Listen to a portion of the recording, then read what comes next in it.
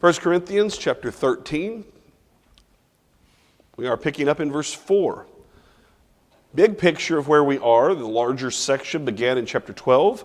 It is, and this is important, about the miraculous. He began there to talk about these gifts that have been given, that were miraculous gifts, and then detailed what they did, and then went into talking about how they needed to keep that perspective because it clearly they had a problem with valuing some gifts over other gifts. And that this was part of the problem of division within the congregation that he's just now kind of reached that point of addressing specifically, that there was tension there between them. And that's what he was addressing as we ended chapter 12. And so in chapter 13 last week, we noticed in the first 3 verses that what we find there is emphasizing about those spiritual gifts and essentially saying, it doesn't matter what spiritual gift you have or how many spiritual gifts you have. Because if you do not simultaneously have love and fill what you're doing with love and let that be your motivation and purpose, then all that the spiritual gift could do is undermined by the lack of love. Because it's not going to ultimately perform what it should when your motives are wrong for what God has provided. And so he dealt with that specific situation, but now as we enter verse 4, he's going to then turn to the positive. So he addressed the negative of the lack of love, what lack of love looks like. Essentially you realize he says, it hollows out everything you do for God. When you suck love out of things that you're commanded to do, that God wants you doing, whether you're talking about in work or in service or in just life in general, and you pull the motivation of love, godly love, of seeking those good relationships and helping people and wanting to learn, wanting to be right, wanting to sacrifice and serve others and to have that kind of commitment. When you pull all that out of it, it's really hollow. Anything done has, therefore, other motivations. And that's kind of what he's going to get to here in verses 4 through 7. Now, it's funny in a way, appropriate, I understand, but the thing we most associate these verses with, and we're going to read them all as a group, is with wedding ceremonies. All right? I'm not going to ask for a show of hands how many people had this read at your wedding, or if you have it planned to have it read at your wedding. Don't care. That's good. But let's read it, and I want to make sure we are putting it in its context. And then I hope to add, by noting the natural divisions that he is making, to show you that he has a slight little emphasis that we don't often think about of how this should be directed each time. So what he is really doing is giving us love needs to be part of your life at your core being, because it is for God. And be part of your core and inform you and how you do things and why you do things. The manner in which you do things, no matter what your circumstances are in life, no matter what's going on in life, no matter who you're around in life, love should inform those, especially when maybe things are difficult. And I want you to keep that in mind. We're going to go ahead and read 1 Corinthians chapter 13, verses 4 through 7. Love suffers long and is kind.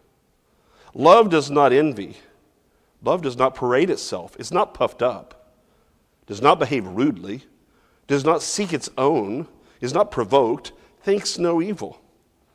Does not rejoice in iniquity, but rejoices in the truth. Bears all things. Believes all things. Hopes all things. Endures all things.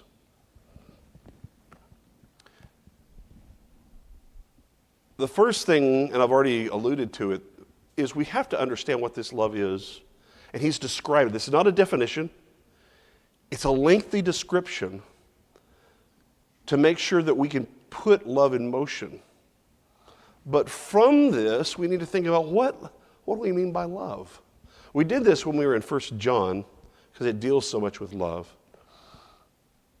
But to understand that there are 4 Greek words for love, and this is the one we most associate, we sometimes even call biblical love, because we so associate with Scripture. There is eros, which is romantic love. Okay? That's not even found, that word itself is not found in Scripture. And then there is storge love, which is family love. Parent, children, that thing.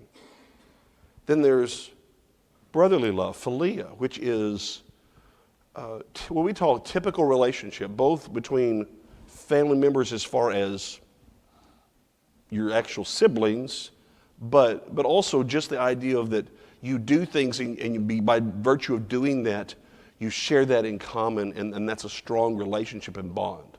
So the nature of the bondship, the bond that comes from this, is with all that there are things with all of these that tie you together. There's an established relationship that is reflected in this love. What a husband's wife love should look like, what a family's love should look like, what good friends' love should look like, as far as just your camaraderie and those kind of things. But when I was looking at this, agape, which is this word here, was considered the lowest form of love within the Greek culture. It was the lowest form. That was transformed by Jesus mainly. And I think here's the reason why. From everything I've seen, this is the love that starts with no relationship. And yet is the commitment to making one real. That's why there's a commitment aspect to it. That's why there's sacrifice necessary in it. It's why it serves others as part of it. It's why you give priority to someone else in it. Because you, not they, specifically, you are determined to build a relationship. And this has to be at the foundation for all the other relationships. This kind of love is core to a successful marriage. It's how you resolve things within families. It's how friendships cement. Not because of the natural bond. Just saying I do does not get your relationship where you need to be. Just because you were born into the same family or you are child and parent doesn't mean everything's going to always be hunky-dory. Just because you have some hobby in common and you get together and do things doesn't mean that relationship is going to soar because of that. Whereas agape love must be because of my decision infusing and growing and developing all those other loves. And it therefore is the means of developing a relationship when one did not previously exist. I think that's important context when we get and we start looking at this love. So while it's going to apply to every relationship that you have, and I want you to think about that as we go through every different type of relationship, but we're going to put it in a context so we appreciate it because it's in a congregational context here in 1 Corinthians. John?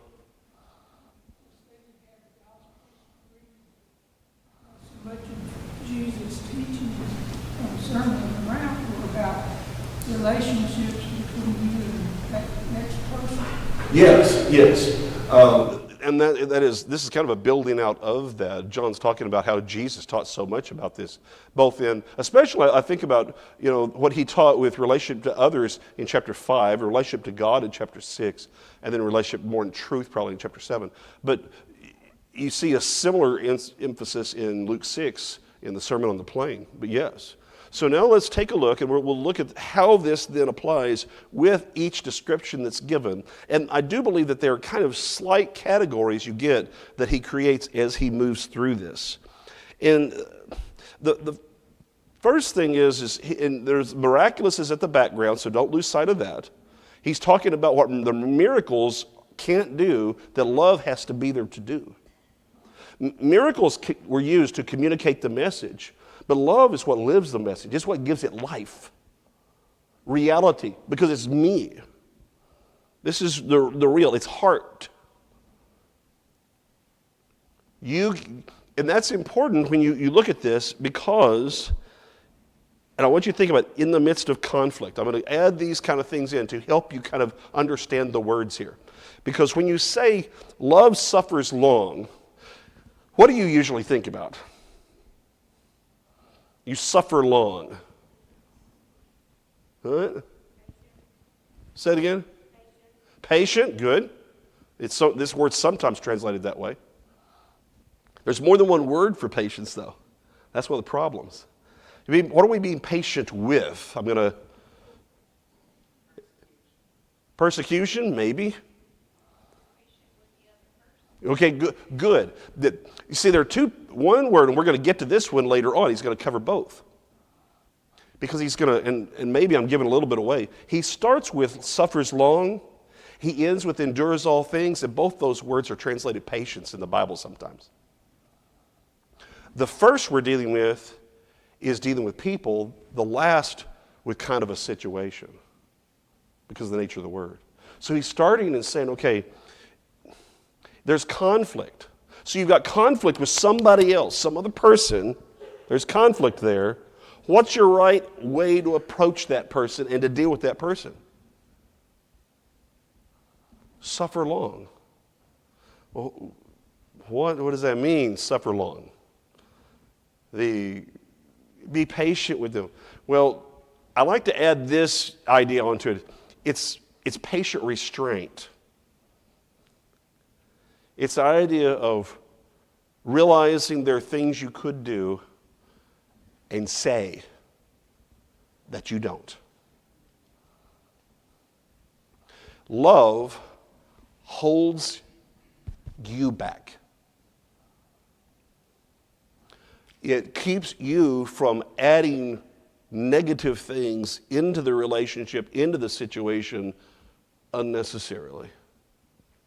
So why? Because if you do that, where's that going to be as a relationship? How are you going to have a relationship? It's not going to happen, is it? Because what you've kind of already decided real quickly is this person is not worth having a relationship. I don't need this person in my life. Right? We'll even say that. I do not need this kind of negativity in my life, which means I don't need you in my life. Right? Okay, I appreciate the honest people who are shaking their heads. Yeah. Been there, done that. Yep. Okay. You may not, this is where the mindset is important. You may not need them. Okay? But as a Christian, they need you. If you're going to be really a good Christian. And so the whole idea is that if you're going to have a relationship and have influence with that person, you have to be willing not to just sacrifice and just let them have their way. That's not what we're talking about. This is not a complete passiveness that we're talking about. It's holding back from the saying things that don't have to be said to try to work through the situation, to get rid of the vitriol and to get it down to this is a person. They may have done something wrong. They may be confused. You know, for me in my household, with patient restraint, this is why we have to always think of the situations where okay, insurance companies. Anybody with me? Okay, we have to deal with insurance companies a whole lot. And it's like, you get people on the phone and it's like there's absolutely no care, no interest, and it doesn't matter what happened. Doesn't even matter what the policy says sometimes. They're good, you know. I always tell people that insurance. We think insurance exists in order to pay for things when it goes wrong. I wish someone would tell them that, because they don't seem to understand that. Okay, but the problem is when you're talking to people. Number one, the people you're talking to, they probably don't have any control over those kind of things. Okay, but into the actual people you're dealing with. Okay. This is when things go wrong. Remember, in a congregation, there's conflict. That's the situation he's dealing with. He starts with, what do you need to do? You need to suffer long.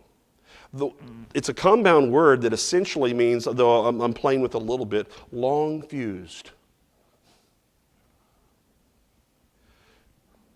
Don't be so quick to blow up on people. Understand that, yeah, that's a problem. But let's give it time to see if we can work it out before we blow up. Step back, show some restraint, and then see if you can then resolve conflict. What is the primary conflict resolution mechanism, approach that people have today? Anyone know? What kind of strategy do most people employ? Take them to court? Okay, that's probably number 2. Mediation? That's probably number 3. Avoidance strategy. Number 1 has to be avoidance strategy. We pretend we don't have a problem and we just don't do anything. That's not the same as this. Because this is about the relationship. Avoidance is accepting I don't need the relationship. So when we talk about love suffers long, I want you to think about people that you know, not just think people you're close to, you get contrary with, that you have to be willing to hang in there and to deal with it without just trying to blow everything up. That's what he's pointing out. These people, remember, are coming together, been brought together from a lot of different places in society within Corinth. There's some Jews, and there are a lot of pagans that would have come from a lot of different ways in pagan, and they are all thrown together. And remember, it's been less than 5 years, right? And they're all thrown together in this congregation, given miraculous gifts, in which the pagan practice was kind of like, I got the best God, and they've turned that over to, I've got the best gift. And he's saying, you're going to have to learn to work with one another without letting that get to you. And to get to where you get beyond it. Suffers long. That's acceptance. Now, this is the part that goes with that, and is kind. These are related now. He's kind of said, okay, what do you do when you've got this negativity coming to you? Let's just deal with it and not return in kind, but rather you don't return in kind, you return kindness. But what is kindness?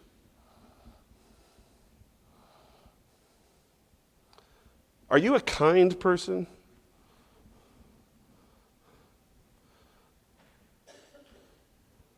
Are you a mean person? Kindness, this particular idea, has at its core the idea of being useful and practical. That is, okay, so instead of retaliation, kindness is what can help this situation. When you think about the kindness of God, Ephesians 4, Titus 3, God was interested in what could help the situation. God did not have a relationship with us because of us. Love, for God so loved the world, he wanted a relationship that much to make relationship possible. But part of that was, what will help? Kindness.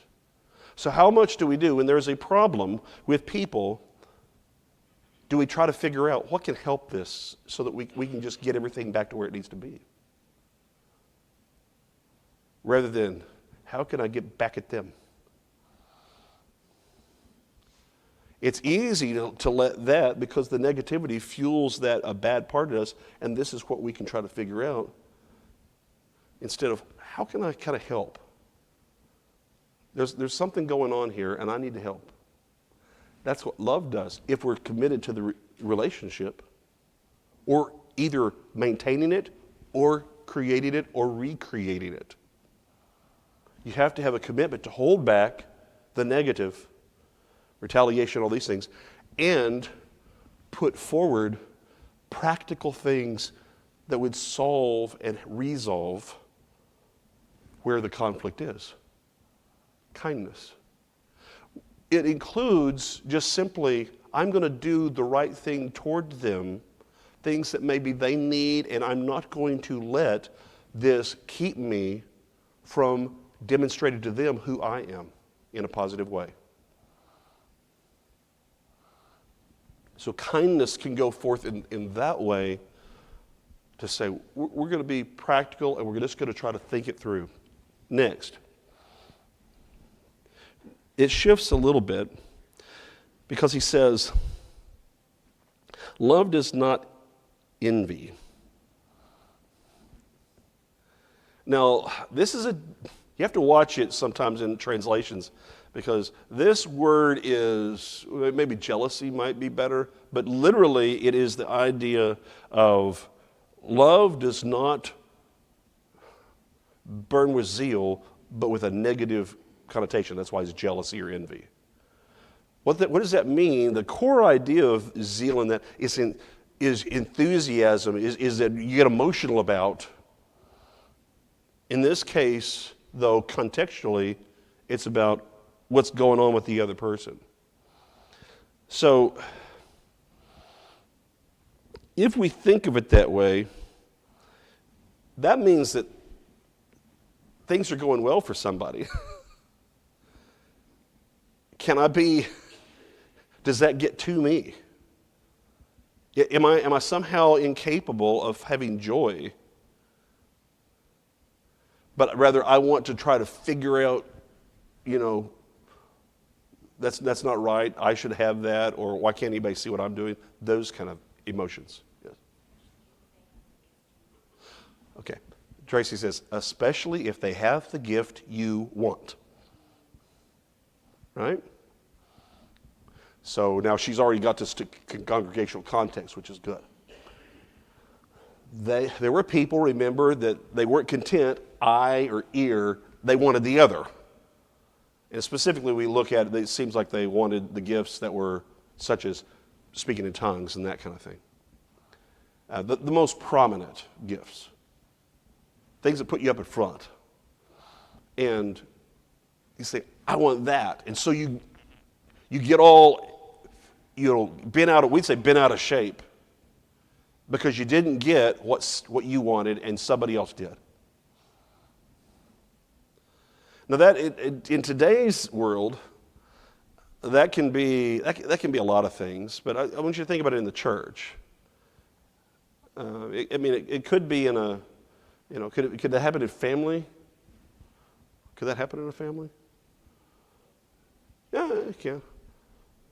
I was in 5th grade. My younger sister and my younger brother, we all had to do science fair. Everyone remembers science fair? It feels like a rite of passage. It used to be. Is that going away? Okay, I'll save my opinion on that. So my sister and my brother, we all had to go into it, and they placed and got to go on to the next step. I got an honorable mention, which is kind of like saying thanks for trying.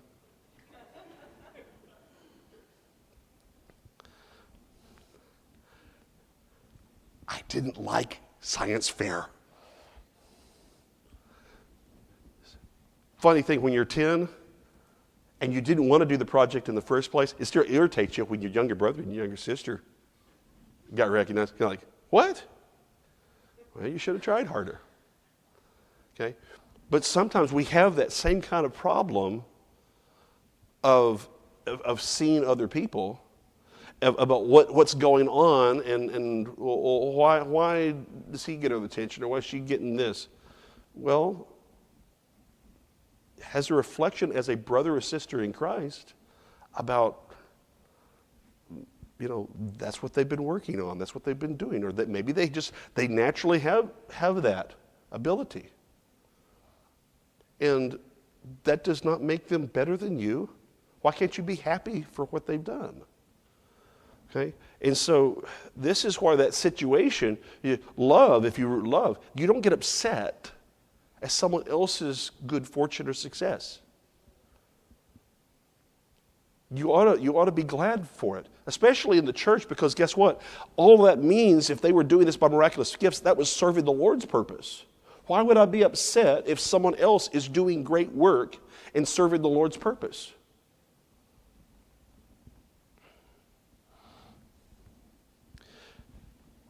You ever scroll? Okay, now for me, I mainly have Christians. I know Christians all over the world, so I'll get these reports. Regular baptism. After a while, you kind of think, man, I'm not doing anything. Well, I'm kind of compiling all these different ones as if one person's doing it at one time. And so we can get upset instead of, number one, saying, that's great, that's a soul saved. So the important thing with love is it maintains, and it's important to this, of maintaining the perspective about relationships gained and grown rather than feeling loss at others' success. What did you lose by someone else doing well? That's zero-sum thinking spiritually, and that just doesn't exist.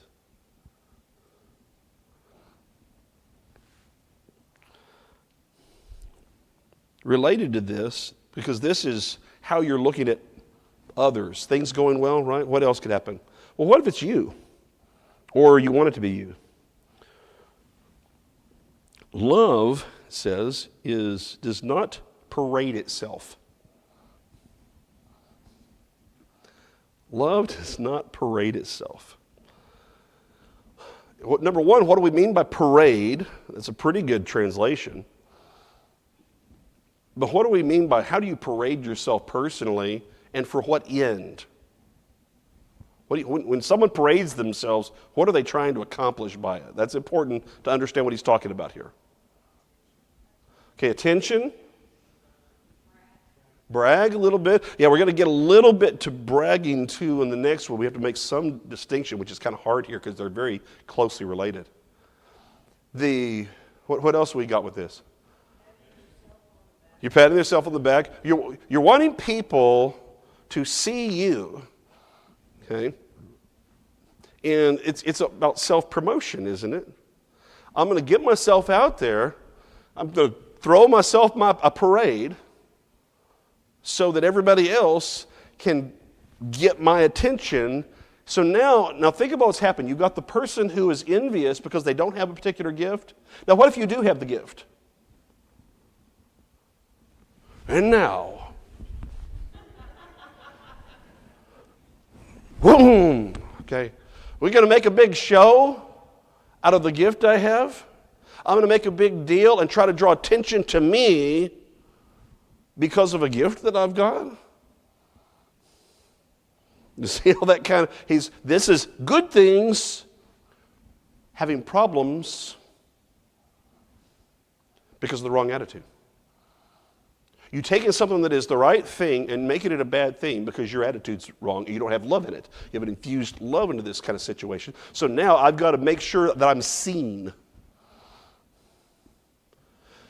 One of the hardest things to do in some ways, some people excel at this, of just being busy and doing things behind the scenes in the Lord's church, and you'd never know it if someone didn't spot them and tell other people. They're just busy doing their thing. Okay? Instead of every little thing I do, look at me, look at me. Make sure you didn't miss what I did. Because what do we do if I'm putting forth what I'm doing all the time and that's what I'm doing?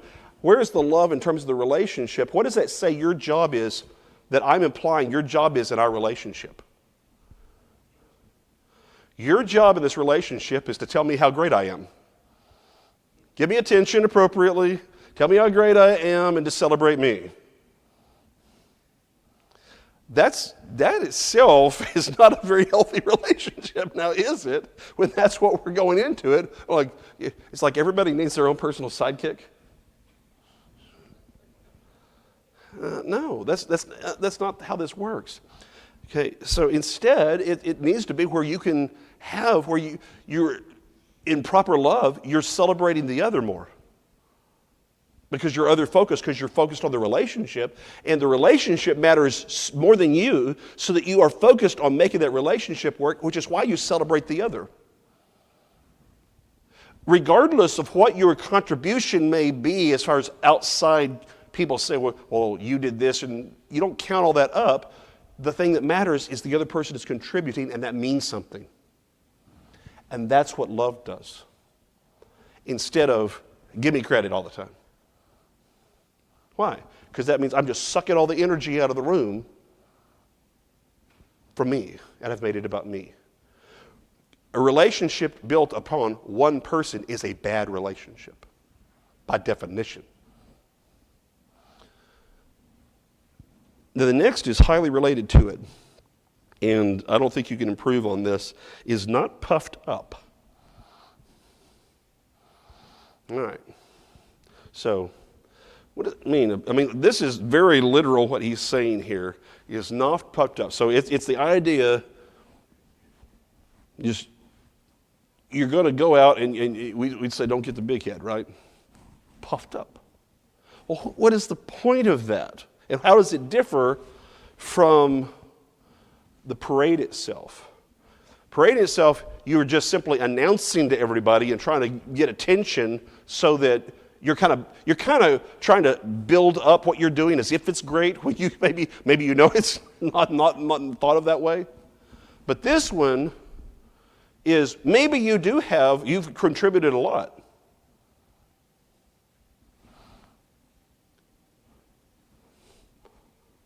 So what were you wanting to accomplish by that? Make people act like you're better than people because of that? Now put this in the context, again, of the miraculous. If you're going to get puffed up because of maybe specifically the gift you have, and he's going to argue later on to talk about how that's really pretty silly. Because they were given all these things.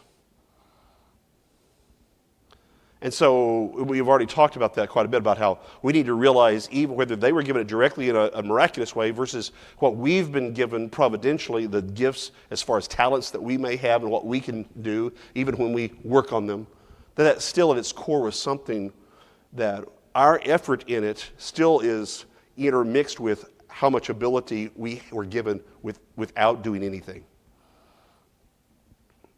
And we have to put that and make that part of the perspective. So, puffed up. This is overinflating, intentionally using that term, your own importance. Where, well, you know what, I don't know what happened. If something happened to me, I just know what happened to the rest of y'all because I'm just doing so much around here. Or, that's just, don't know. Good luck.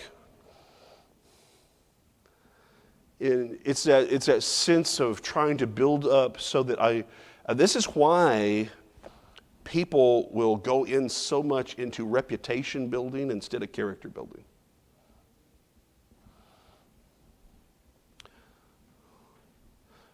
In a relationship, does it matter more who the person is or what their resume says?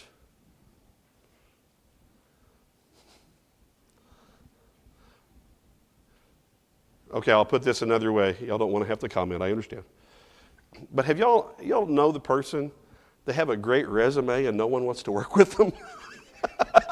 All right, now we're there. Is that okay? We've got all this, but like that person's awful to be around.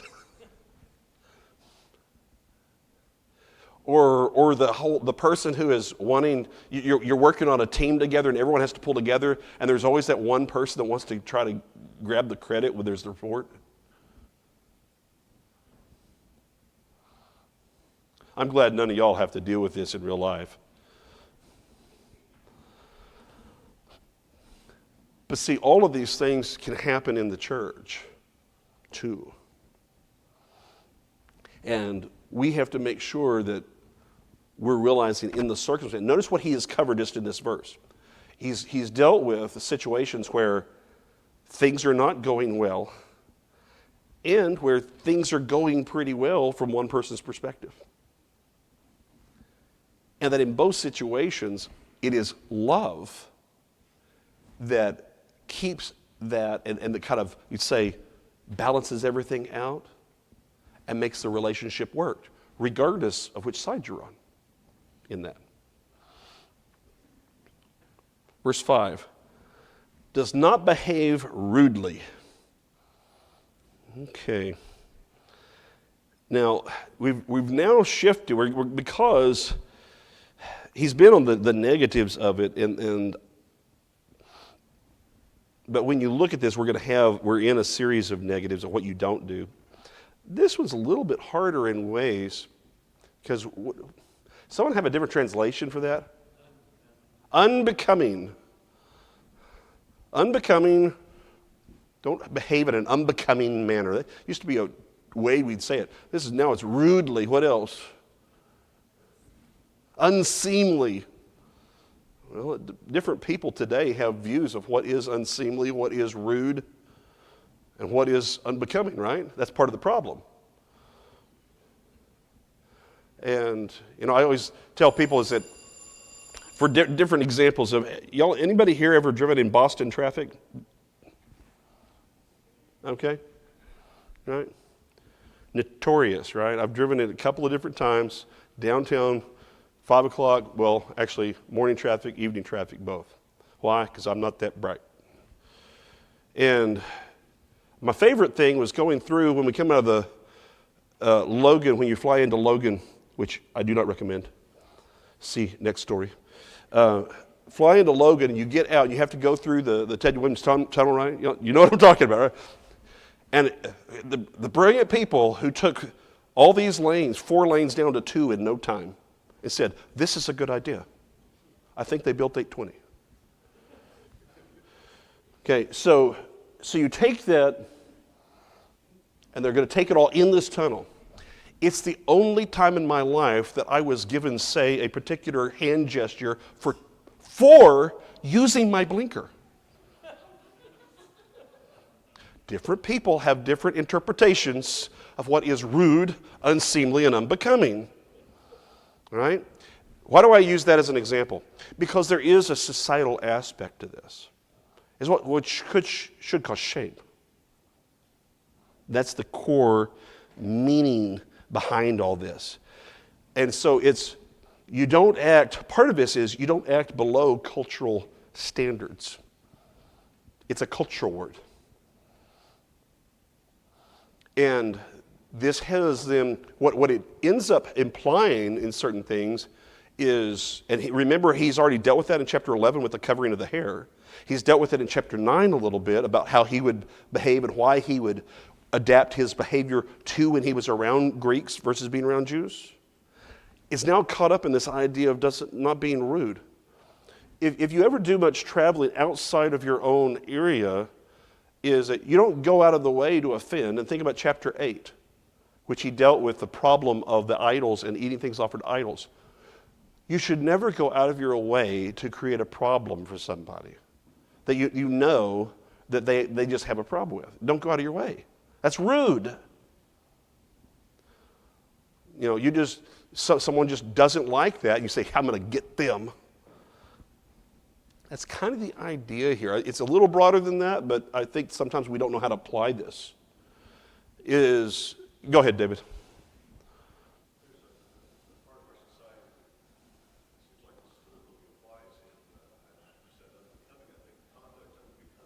Mm-hmm.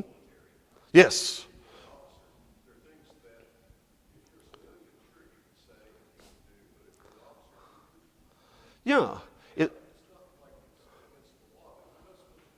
That's right. We don't do that here. There's a cultural aspect to we're better than that here. These are the kind of the rules of society, and it can be. David mentioned the military. That's unbecoming to an officer. Officers don't behave that way. Some they have to take an oath. They will not behave certain ways, no matter what, that you as a citizen are fine to do. Okay, why? There's higher standards, and so what he's looking around and doing is this. Why? Because in a relationship, especially in this case, if you're trying to create relationships with non-Christians,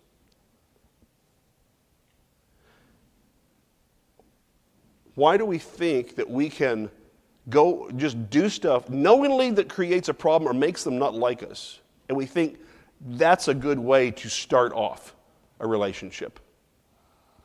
Let's just go in. And we're going to get on the flip side of this next week, because he's going to cover again both sides. But that whole idea that it's kind of, I'm going to go out of my way to offend people. Okay, we've got now what we've got in a polarized society, which we definitely have, we've got people who are intent on being offended at the least little thing. I saw someone post on Twitter yesterday, please do not talk to me, I should not have been on there. Just depressing. But someone on a plane on an Alaska Airlines flight was complaining because the stewardess on the way out after they landed said, "Have a blessed day." And this person took offense. Okay? All right.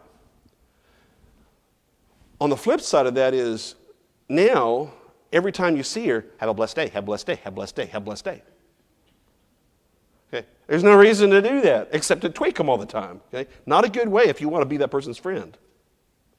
Remember our core idea about understanding love. We should want to have a relationship with everybody, strongest in the church, but to still treat people as those who could be Christians too. And we get so caught up in worldly conflict, social conflict, that we normalize it and accept it out there, and we check our love at the door. And Paul says you can't do that. We will pick up there next week.